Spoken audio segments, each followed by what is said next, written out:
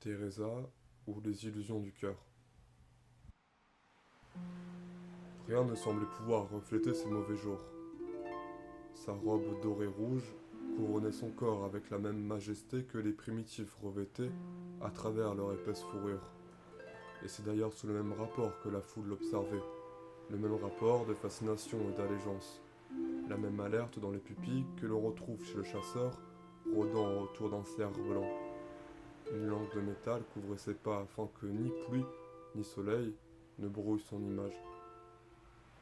Teresa était encore là, sur sa scène, acclamée par le silence tandis qu'elle dansait, chantait, fondait un périmètre de joie, ses lourds cheveux tombant sur ses épaules, ses cheveux noirs, comme le poli des machines, agrippaient le regard de chacun, comme un kaléidoscope. Le jeu des mèches diffusait son regard, ses yeux couleur marécage semblaient n'épargner personne. C'est cela, le don de la scène. Son travail consistait à se tenir là, sur ce cercle délimité par des projecteurs, cercle lui-même entouré par une marée d'hommes, une écume. Tous ces hommes venaient chaque jour, ces hommes pensant la posséder, gonflant leur fantaisie. Je savais qu'ils s'imaginaient outrepasser la loi et monter sur scène à ses côtés. Ils s'imaginaient d'être accueillis en promis. Ils s'imaginaient être accueillis en promis, l'empoigner, poser leurs mains sur ses hanches, jouer du regard et s'accaparer le sien, exposer cette complicité nouvelle aux yeux de tous les concurrents. Je savais que tous ces hommes pensaient cela.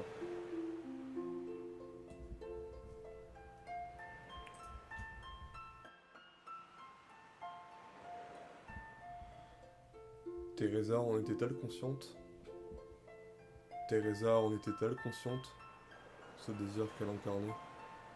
Chaque jour, avant d'apparaître sur scène, songeait-elle cet amas de regards qui était un spectacle dans le spectacle? Cet amas était lui-même un regard dans l'action. Un acteur non rémunéré mais qui ajoutait à l'allure de Teresa l'élément clé de son succès, la rivalité. La rivalité autour de l'amour et du corps. De la même façon que l'animal se bat plus férocement encore lorsque la meute est forgée d'alpha, le désir de l'homme se gargarise de ses concurrents. Teresa était une somme de désirs ne faisant que s'accroître les uns les autres. En avait-elle conscience? Réfléchissait-elle?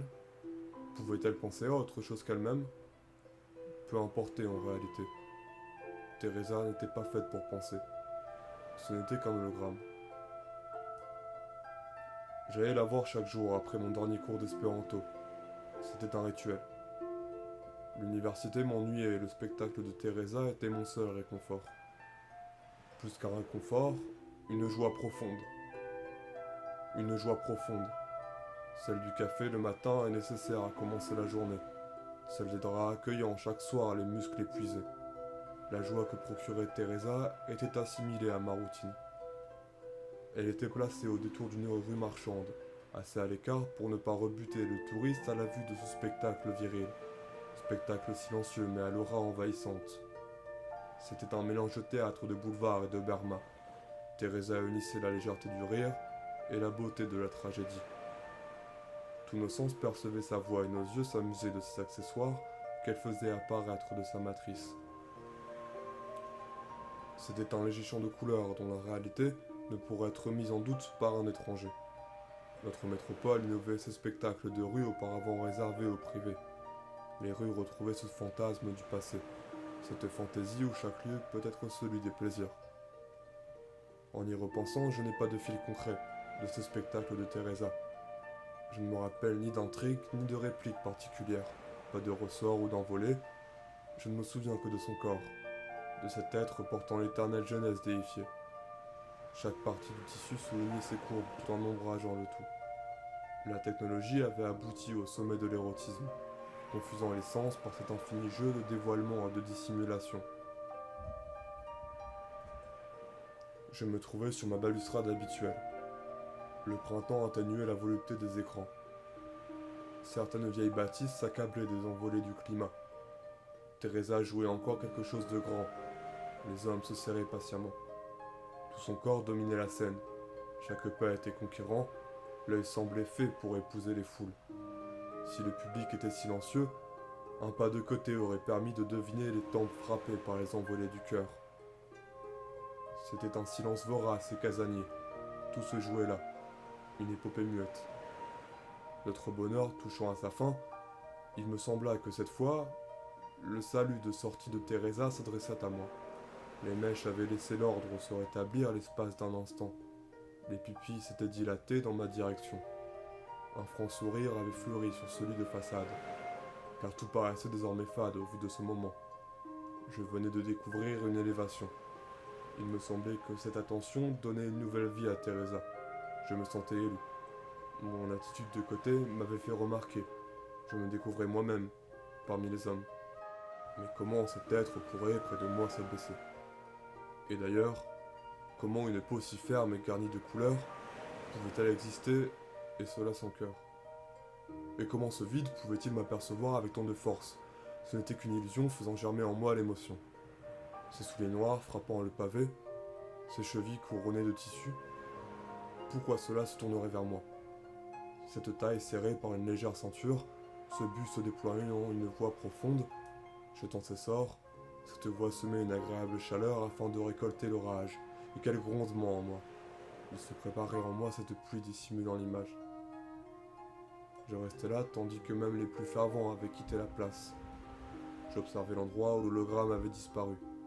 Sur le chemin du retour, mes pensées singeaient le plus grand des opéras. Le jour suivant, je savais que le retard n'était qu'à moi. Le jour suivant, je savais que le regard n'était qu'à moi. Comment? Pourquoi? Sous quelle définition? Je le savais. Appuyé à l'endroit habituel, je n'étais encore qu'un anonyme, qu'un spectateur. Teresa déployait ses maquis avec sa grâce habituelle. Chacune de ses robes couvait le soleil, car, comble de la sophistication, l'hologramme changeait chaque jour de costume. Seul son corps ne changeait pas, ce continent de plaisir. Rien n'avait changé chez les hommes tout autour de moi. Le changement ne semblait s'être produit qu'en mon esprit et celui de Teresa. Je trépignais et attendais la confirmation. Peut-être cette attente a-t-elle été le plus beau moment de ma vie jusqu'à présent. Ce fut encore une fois au terme de la prestation que je distinguai l'assistance. Quelques fractions de secondes supplémentaires venaient justifier mes croyances. Je partis en dernier et observai l'endroit où l'hologramme disparaissait à la fin de chacun des numéros. Un boîtier central manifestait Teresa, comme un émetteur. La scène n'était qu'un périmètre comme un autre, bien que tout le monde pensait le contraire. Je savais que l'on avait largement investi pour ces poupées de songe et que, de là, on avait fait le nécessaire pour les rendre indépendantes, plus ou moins libres dans l'espace, c'est-à-dire libres des manies de leurs utilisateurs. Je ne sentais plus la pesanteur du soir. J'appréciais l'idée du lendemain, ce jour où à nouveau, Teresa s'attarderait sur moi. Le jour suivant, un regard d'éternité, un baiser de paix affirmé, bien que virtuel. Peut-être n'était-ce que mes impressions, mais il me semblait que ces regards dépassaient la discrétion nécessaire. Je distinguais à chaque nouveau profil et à chaque nouveau jeu une attention toute particulière à mon égard. Je songeais à tous ces hommes et imaginais leur jalousie devant ces digressions qui ne leur étaient pas dédiées. Eux, ces hommes venant là avec à l'esprit une sereine tranquillité, venant la paix à l'âme, s'affirmant. Elle n'est que machine, elle ne me trompera pas. Qu'ils se trompaient. Je savourais leur déception. Le spectacle se déroula sous ses jouissances.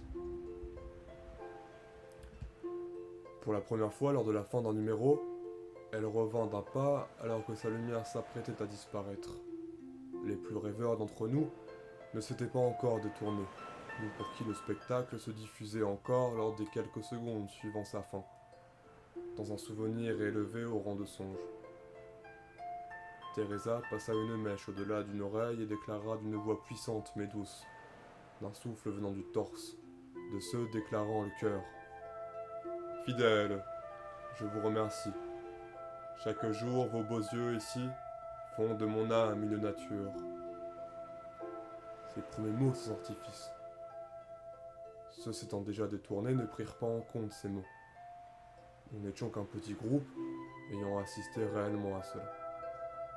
Néanmoins, les mots en eux-mêmes se sont rapidement diffusés dans l'air et ce que nous avions en tête était bien plutôt le phénomène, l'acte de parole sa rareté, non pas le discours, mais les lèvres le prononçant. Mon cœur battait à ces mots, qui nous rapprochaient un peu plus et riait, seul et dans la rue, pensant à ces hommes, pensant que la voix de Teresa leur était dirigée. Tout ça n'était bien qu'à moi. Le jour suivant, je m'assurais que l'attention de Teresa était là, tandis que je dévisageais autour de moi cette foule adorant cette idole dorénavant à mes pieds. Je récoltais ce plaisir solitaire, fondé sur la domination. Une domination inconnue des battus, mais bien là. Je portais en moi l'auréole du vainqueur. Les yeux de ces hommes du commun. Je savourais ces innocences. J'ignorais les regards de Teresa et me noyais dans ces corps que je frappais par ma position. Ma balustrade devenait un promontoire. Mon plaisir quotidien était devenu celui d'un aristocrate. Le caviar remplaçait les œufs brouillés. Un soleil d'été, une bougie pourtant réconfortante. À dire vrai, à la moitié du spectacle, j'embrassai le regard de Teresa. Je fus le seul à sentir le frémissement parcourant sa robe. Fier de cet effet, je m'en allai sans même attendre la fin du spectacle. Une fois dans mon lit, au soir, je lisais La prisonnière. Quelle chaleur dans ces mots. J'y sentais l'ombrage, les crissements des portes, les murmures et les brumes au sein des termes. Teresa pouvait-elle m'appartenir? Cela était-ce possible? Cette allure si noble dont seule la robotique assume encore aujourd'hui le maintien. Des images défilaient, le tissu de la robe de Teresa se mêlant à mes draps, ses jambes confondues dans le soir, sa voix ne résonnant que pour cette pièce. Il y avait sous mon buste une chaleur formant un vide, et de là un désir de le combler. Le sentiment amoureux faisait de moi un fossoyeur. Je ressentais le besoin d'assouvir ce besoin, c'est-à-dire faire de Teresa une part intégrale de mon quotidien. Non plus d'une partie de la journée, mais d'en faire une constante. Je souhaitais l'observer seul, qu'elle sache qu'il n'y avait que mon regard, que celui-ci égalait ceux d'une foule. Un orgueil éblouissant m'ordonnait de prouver ma capacité à aimer. Teresa devait être là. Ma chambre, ce devait d'être son périmètre. Alors, au creux de la nuit, je pris mon vélo et me mis en route. Alors, au creux de la nuit, je pris mon vélo et me mis en route. Il fallait que Teresa soit là. Qui la retiendrait? Elle n'était là que pour moi. Il n'y avait pas de système de défense. Elle n'était là que pour être cueillie. Il n'y avait plus d'obstacles. Je portais un désir facile. Je touchais à l'accomplissement d'une volonté qui n'avait pas eu le temps de pourrir en moi. J'arrivais au piédestal de Teresa, braquai la résistance du vieux modèle de sécurité. Elle était dans mon téléphone. Elle doit être assoupie. Quelle surprise elle aura. Et quel plaisir j'aurai de cet étonnement. Au fond, elle n'est qu'humaine et son étonnement en sera la preuve. Quel plaisir j'aurai à découvrir son émotion. Cette émotion que je crée et que je place sur son visage. Teresa était maintenant chez elle. Je la téléchargeai sur l'ordinateur, projetai ses paramètres, je fermai les volets afin que sa lumière s'empare pleinement de la pièce. Je demeurai longtemps errant dans ces arrêts. Un mauvais réglage. Quelques rectifications à faire. Le corps de Teresa se donnait là en suspens tandis que j'appliquais les données adéquates. Déjà la nuit sublimait son allure, son voix et le regard à l'horizon. Teresa relevait de l'éternité. Parle donc comme tu le fais si bien sur la scène. Raconte-moi ton existence. Teresa, parle donc. Je suis ton spectateur. Regarde ta scène. Elle est à toi autant qu'elle est à moi. Dois-je vous tutoyer? Parle-moi comme les Allemands le font dans la colère. Parle-moi comme les amants le font dans la colère. Étonnamment, elle gloussa, une esquisse franche qui la ramenait du côté des hommes. Je ne pensais pas que tu me prendrais, toi que j'ai vu et apprécié comme inconnu. Comment pourrais-je te donner la colère? Et gloussant de nouveau, elle reprit. Je ne peux dire que mes costumes sont faits pour toi. Je ne les choisis pas, mais néanmoins, sache que mes regards t'étaient bien adressés. et elle développa rapidement son sentiment. Son plaisir d'être ici, ne faisant pas état de cette chambre étudiante. Après quelques répliques, je regardais presque avec hauteur ce ton familier qu'elle prenait, cette aisance du corps qu'elle entreprenait là, sur mon fauteuil. Sur mon fauteuil, je désirais retrouver cette grandeur d'âme que la scène lui donnait. J'attendais un silence dans ses explications. Non pas qu'elle cherchât ses mots, mais ses créateurs lui avaient donné l'importance des pauses, et lui demandaient à nouveau. Et lui demandaient à nouveau. Raconte-moi donc tout. Je veux tout savoir. Je sais que même ton rien est un tout. Alors Teresa établit une longue narration de sa vie, de la confection de son âme à la naissance de ses humeurs. Au point final, le midi se voyait courtisé par l'après-midi. Tout cela avait été fait sans hésitation, comme un discours répété tout le long d'une vie en attente d'être dévoilé un jour. Ma nuque était endolorie et mes yeux rongés par le sommeil. Bien que Teresa ne pouvait ressentir la fatigue, nous étions tous les deux pris de frissons. J'examinais ce corps dont les souvenirs venaient d'émerger. Ses lèvres restaient entr'ouvertes comme attendant de recevoir ma reconnaissance, attendant le baiser de paix qui viendrait réconforter sa lumière. Ses mains désormais d'apparence si frêle serraient le tissu de la robe qui ne perdait jamais de son éclat. Teresa ne pouvait dire « Je t'écoute, qu'as-tu à répondre à tout cela ?»« Je t'écoute, qu'as-tu à répondre à tout cela ?» Elle n'était pas programmée pour ces demandes et l'émotion l'ayant amenée à dévoiler une humanité était une preuve déjà bien assez grande de son individualité. Ses deux yeux paraissaient des chaudrons où la magie venait d'être exécutée. Il portait les traces du ciel, accueillit les soleils, passant les volets comme un quelconque accessoire. Teresa aurait pu dire qu'elle avait peur et qu'elle en était fière, qu'elle ressentait un mélange de chaleur et de vent, qu'elle était un feu appréhendant sa faim. Rien de tout cela ne fut dit. Elle observait son hôte, moi, avec les allures nobles d'un valet. Elle n'était plus un masque. Je la voyais là, telle qu'elle était faite. L'angoisse de cette découverte ombrageait son allure. Sa robe n'était plus qu'une fripe parmi d'autres. Je connaissais son cœur. Je connaissais son cœur. Peut-être était-ce le sommeil pesant sur ma volonté. Nos jambes se touchaient presque et je ne ressentais rien. Cette nouvelle proximité enterrait mon sentiment qui, en réalité, n'était que porté vers l'horizon. Je dois dormir. Je dois dormir. Je te mets en veille le temps d'un bon repos. Dors bien, amour.